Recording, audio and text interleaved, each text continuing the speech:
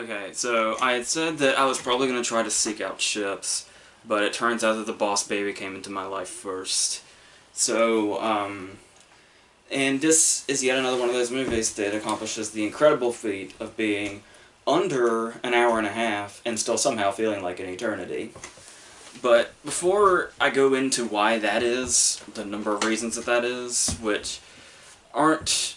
I don't want to blow anything out of proportion, because the one thing that I did notice was the very first time I heard about this movie, it was one of those cases where the poster had just been released and like the idea had come out, and people basically freaked out, at least in the area that I saw, where it was, I mean, obviously the marketing has shown that it seems to very much work for like a mass appeal, but as far as like, I guess, like, I don't know, it's hard to say movie fans because it's such a broad range, but the people that really, really kind of went insane in a bad way when this idea was first brought about, where it was basically the, you know, this is the apocalypse for movies, and this is really what movies have become, and this is the death of cinema as we know it, and it's like, there's been so much shit out there, animated and otherwise. I don't know, and I don't see, like, I don't find, you know, babies just inherently funny, ever. It's just something I've never really gotten, but it's one of those cases where I just kind of looked at this and I thought people were really, like, of all the shit that's out there, this seemed like a very kind of basic thing for it to be the supposed end of cinema, but, like, I'm sure... Like, this didn't look like a good idea, really, even with DreamWorks' name on it. But still, I thought the early kind of reactions to what the movie even was were a little premature, especially following the surprise raves for Storks. Like, most of the people I was around thought Storks was just going to absolutely suck, and then it ended up being one of the more critically praised animated movies of last year. So it was like, with Storks in the mix, it was kind of like, well, let's just kind of see what the Boss Baby does before we freak out. I mean, it's Alec Baldwin. That's a good start. And so he's basically, I guess he's supposed to be playing Jack Donaghy, but in baby form, I guess. I'm assuming that was the idea. So when it starts off, though, it's in this... it's one of those things where you start to wonder if am I in the right movie? Because obviously this is a movie about a baby in a suit with a briefcase that speaks in Alec Baldwin's voice. But the beginning is this kid who is, you know, probably like 7 or 8 or something.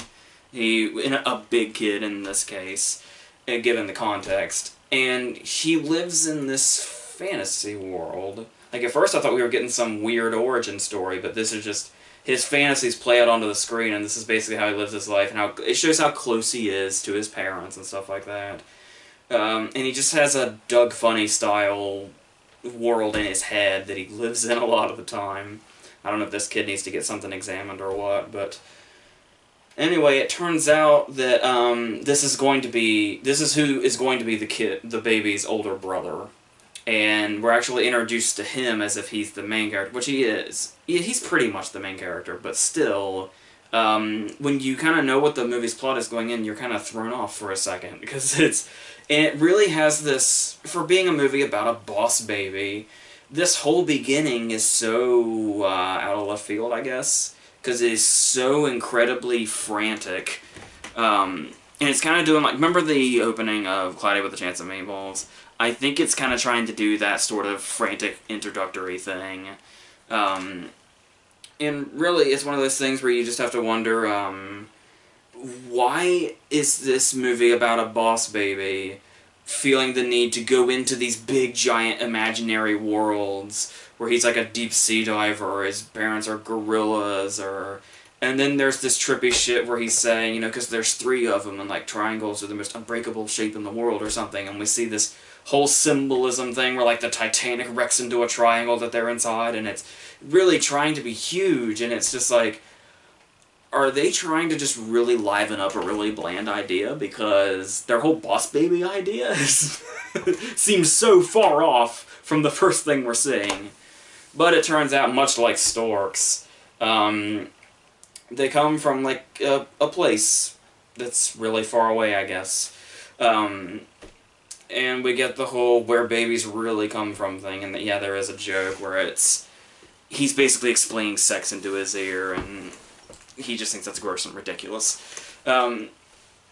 So he comes from this baby company, and his issue, it's a plot they could have, like, it's not, like, the plot stage is not necessarily their problem. It's very basic, but it's the whole, puppies are starting to get more beloved than babies, and people want puppies more than babies, so the babies have to come in and stop this dog company that this kid's dad owns or works at or something. I don't know, but there is something in there that isn't too far off from a really fun and creative idea. The problem is that they really have no creative ways to go with it. Like, they run out real quick. I also kind of thought, like, when they play it up as this joke where when the baby waltzes up to the door in a suit with a briefcase, and he basically came in a cab, the parents don't really acknowledge this, which can be funny, but it's kind of like how nobody acknowledges what Paddington is in Paddington. And it was a funny joke through the whole movie that they kept up. But I kind of thought, going off other movies again that are very recent, like Storks, there was also it felt a lot like when the kid, well, it went in a different direction for the most part, but for a while there, it felt a lot like the same setup. It's an age-old setup, but recently, The Secret Life of Pets. Because he's, the only child, and they're the unbreakable triangle, or whatever the fuck that was. And when this baby waltzes up in his suit with his briefcase, suddenly, he's Buzz Lightyear. He's Buzz Lightyear, the old kid's Woody. It's that old thing. But then it goes into a lot of things that really, really pad out this movie's runtime. And like I said, it's less than an hour and a half. It really doesn't need padding. They just need a few creative enough ideas, and they'll get there. But this movie really, really kind of beats into it. There's a lot of... And that's the thing, too, is when our first laugh, I guess, is the baby waltzing up to the door. He dances up to the door in his suit. Because you think back to DreamWorks, and how DreamWorks kind of set off this whole, kind of injecting, well, it depends on your definition of mature, because, it kind of reverses and mature is actually childish when depends on what they're joking about. But when they made Shrek, DreamWorks got on this huge pedestal, and from then on, they still have stuff that people just go crazy for, like How to Train Your Dragon.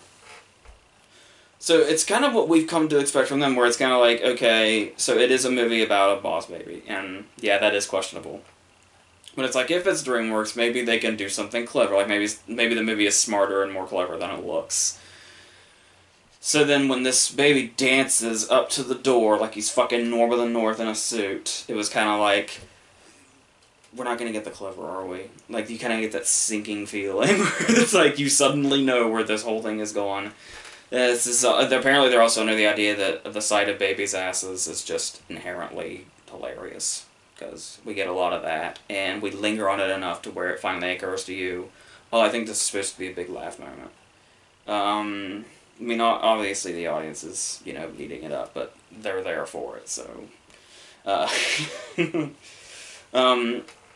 And another thing that could really have maybe elevated this, that really didn't, was Baldwin's voice work. Because Alec Baldwin is not a phone-it-in kind of actor. Baldwin's always... It seems like he's always very eager, no matter how small or big the part, to take a part and just kind of really sink his teeth into it and really go into it. And here, he's not quite Spacey and Nine Lives level of please murder me in this sound booth, but it's kind of like...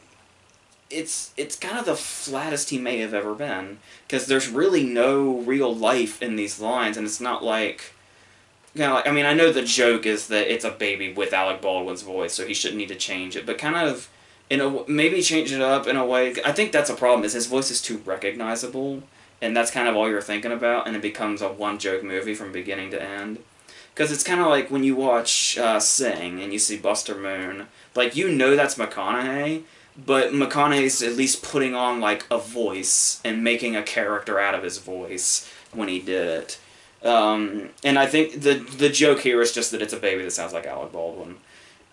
Which, much as we all love Alec Baldwin, can only go so far. Especially in a movie that's beating such a dead horse. And of course, they have to do the... Now, this is bringing Spacey back into this. I don't know, I was really questioning the Glengarry Glen Ross reference. When he snaps at Jack Lemmon and says, "Put that coffee down, coffee's for closers." They do that here, only it's a cookie. And he actually says... put that cookie down, cookies are for closers. And it's kind of like, okay, well, for starters, your target audience is not going to see Glengarry Glen Ross for a very long time, if they ever do. And secondly, it's one of those things, like in the Shrek phase, where it's like, you know, put stuff in there for the adults or whatever. Well, I actually kind of wonder what kind of adults that are taking their kids to the Boss Baby have even seen Glengarry Glen Ross, but... The point being is whether or not to appreciate that it's in there or not. And the thing is back in the day, it would have been... Like, it would have been effective enough that the whole just the context of the joke was that it's a baby, only he's doing lines from a very profane movie. But it's kind of like, in this day and age, that is so common now... These injecting things, like when fucking John Waters was in the fourth Alvin and the Chipmunks movie, and Alvin actually name-dropped Pink Flamingos. Yeah, Alec Baldwin saying one of Blake's lines from Glengarry Glen Ross while he's playing an animated baby is very mild at this point. And so it kind of loses any luster it may have had whatsoever. And so it really only exists just to be an empty reference. To say, hey, he said that line once in that movie. And then he also did that elf sketch for SNL, when he accidentally said the real line instead of the cobbling line he was supposed to say. But, so yeah, that was kind of, I really felt like he could have brought something more than he actually ended up doing, so that's kind of disappointing. And speaking of empty references, there's another thing that keeps coming back where... He has, I guess it's an alarm clock or something that's a wizard, the older brother, and it, like, this is, like, in his imaginary world or whatever, where the thing practically comes to life and speaks to him, but the thing is it's a wizard that speaks in Gandalf quotes. Like, he says there's something, and that it shall not pass, and then he does the "fly you fools" line, and it's just empty references. Like, you don't know what to do with that stuff. Like, you know... They think they're getting a laugh from maybe a different crowd than what the target fan base is, or the target demographic is, but really, it's just a reference to a line. There's really nothing to acknowledge about it. And there's no reason for it to even be here. It's not totally and completely without laughs. It's close, but... like the scene where he's going through the different dogs and they're trying to say the names without smiling or laughing is kind of funny. I liked when the older brother asked him if he's the baby Jesus. And there is, they do that, there's like a chase scene when he's trying to prove that the baby talks and it's on tape. And so he's chasing him around. It felt very over the hedge for a second, up to and including a big explosion. So there's another one for you. But they use that age-old joke, like the big punchline of the joke is the, something looks really intense, but then from a distance it looks significantly less intense. The thing that, the fight with Corey Stoll at the end of Ant-Man was, I think there was one in, like, Night at the Museum when Steve Coogan's charging towards the building. It's just a really, really age-old joke, much like most of the jokes in this movie. I think my personal favorite take on that particular joke is the golf cart chase in Undercover Brother. And Undercover Brother is 15 years old this year, so just to show you how far my favorite rendition of that joke goes back. Yeah, we're not really in a good place here as far as creativity. Because you do, I mean, it's clear that they're kind of trying to kind of go back and sometimes give it like a feel of like the old style cartoons or something, like make it really over the top. There's when it's dark and like he's just the eyes in the darkness. I think there's a lot of scenes that are probably intentionally making the Boss Baby very close to I've totally forgotten his name now, the baby in Roger Rabbit. And there's just these very, classic cartoon moments, like when he gets the Boss Baby out of the house and he rolls out the front door, and then he goes into the house, and then the Boss Baby's just there again. And he's like, but how did you... And that's a question that needs answered that never is. He just does. So, if that was their plan, it's only in there seemingly periodically, to the point that you can't really say it's warranted. Because it doesn't do it well enough to do that either. There are some other familiar voices in there. Jimmy Kimmel's his dad. There is, I'm not sure who her voice is, probably just some kid, but the baby that was the little girl, I think her name was Stacy. She should have been our main character. Like, she... like, I would watch a whole movie with her in it. But, the Boss Baby and his brother, I don't know. Because then they have to... We get another plot in this. This movie has a villain. It's one of those cases where we learn that the Boss Baby has an idol. And he goes through, and there's a bunch of pictures, and then there's one, it's kind of a funny name. It's like Big Colossal Fat Baby or something. But then he disappeared and went into seclusion after he retired, and it's kind of like... So... Our main character's hero disappeared and went into seclusion. Who do you think our villain's gonna be? Not to say too much, or give you any vibes of, I don't know, Up. But, and we get Steve Buscemi. So there's that at least. And our narrator is Tobey Maguire. Our narrator's Tobey Maguire. I honestly didn't expect to walk into The Boss Baby realizing there'd be such a close resemblance to The Great Gatsby, but yeah. So, yeah, or Labor Day for that matter. That's like all he does now. It's just narration jobs and occasionally popping up, so good job, Tobey Maguire. But yeah, for the most part, I think the main problem is just that it comes from a place like DreamWorks, and we know what they're capable of. And this movie just feels really lazy. It feels like a really cheap cash-in grab concept. And it seems to have clearly worked because it's doing quite well right now.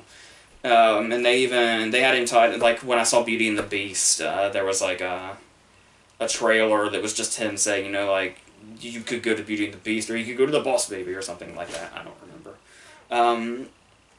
And there's just... And with this concept that could have elevated it from just seeming like a, cash-in idea, is to do creative things with it, which these animation companies are usually good at coming up with, but there's just really not enough creative directions to take this in. And it really feels, like I was talking about, it feels like an eternity. It feels like they cover so much ground in this hour and 25 minutes or hour and a half or whatever it is. It's less than an hour and a half for sure.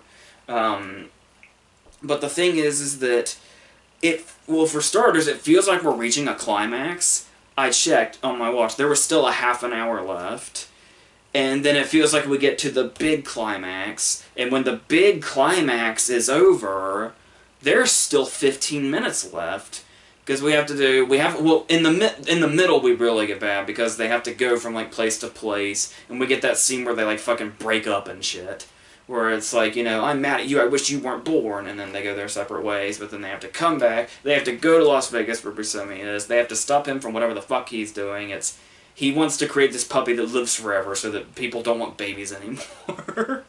Like I said, there's something in there. They really could have done something with this, but it's... they seem to just really want to take the easy way out on this one. And yeah, when you think it's going to be the whole, he could stay with the family, or he can go back to his little baby company where he's going to be the boss if this should succeed. And it's like, you know eventually the scene's coming where he's got to decide, does he want to stay with the family or does he want to be the boss back at the company?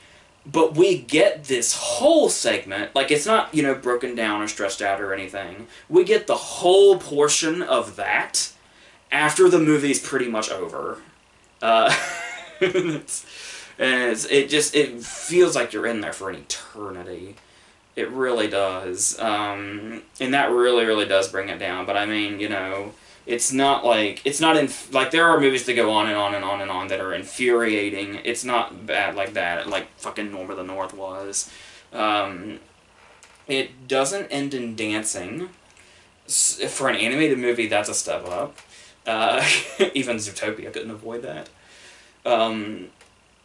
So, yeah, like it's not something that I absolutely just want to rip to shreds. It's not, the apocalypse of movies that some people thought it was going to be. It's just another very successful animated movie that's just going to go on up and do its thing. But there's really nothing, unless you're, from, ages 3 to 5, there's nothing here for you. So, that's about what that is, so... in the meantime, we've got, The Fate of the Furious coming. Fast and Furious 8. Whatever you want to call it. So I'm actually kind of excited about that. I'm a little worried, because I did love Furious 7, and I'm thinking that, I don't know, I just have a worry inside me for some reason. But we'll see how that plays out. I'll be seeing it, on Sunday, so you'll probably get it, in the middle of the day instead of, right there. If that even matters to you. As if you all are waiting or whatever. I know that's not the case. So, and yeah, I have no idea what the next versus is going to be, but that's going to be something too. So, yeah, that's it. We're done here.